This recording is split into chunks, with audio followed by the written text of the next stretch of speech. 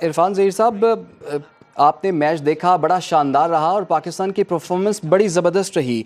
लेकिन जो penalty shoot out पर जो पहले दो पेनल्टी शूट आउट पाकिस्तान ने मिस कर दिए, वो गलती हो गई जिसकी वजह से जीत जो है वो जापान की झोली में आ गिरी। जी बिल्कुल, अगर दोनों टीम्स की अगर ओवरऑल परफॉर्मेंस देखें इस टूर्नामेंट में, तो बेस्ट परफॉर्मेंस के साथ फाइनल में आए थे और फाइनलिस्ट दोनों बड़ी जबरदस्त फाइनल खेली। शायद इस इवेंट का सबसे बेस्ट मैच भी कहा जाए तो गलत नहीं होगा।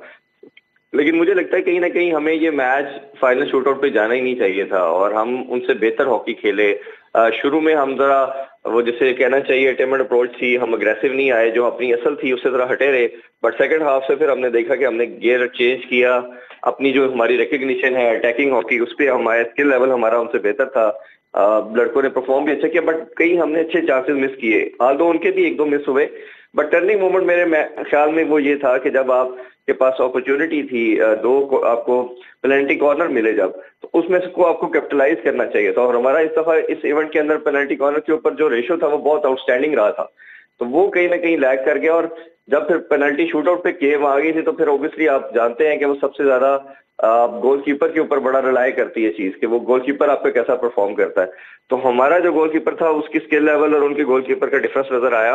वो काफ़ी इम्प्रूव था इस चीज़ में, पेनल्टी शूटआउट को रोकने के लिहाज से और चीज़ों के लिहाज से। तो हमने देखा कि उसने बड़ा अच्छा इम्प्रोवाइज़ किया, उसकी बॉडी मूवमेंट बड़ी बेहतर थी, हमारे से बहुत बेहतर किस्म की उन्होंने परफॉर्मेंस दी। इरफान ज़हीर, जैसे कोच ने भी बात की तो उन्होंने ये कहा कि गोलकीपर का ये पहला एक्सपीरियंस था इस तरह की सिचुएशन का। हमने जापान का गोलकीपर भी देख लिया और उसने जिस तरह से गोल्स बचाए वो भी आपके सामने है। और लेकिन जो हमने देखा कि पाकिस्तान ने जो पेनल्टी शूट आउट जो मिस किए, उसका आपसे ये जानना चाहूँगा, आपको क्या लगा देखकर कि पाकिस्तानी खिलाड़ी गोल कर नहीं पाए या उसको बचाने में जापानी जो गोलकीपर है वो कामयाब हो गए?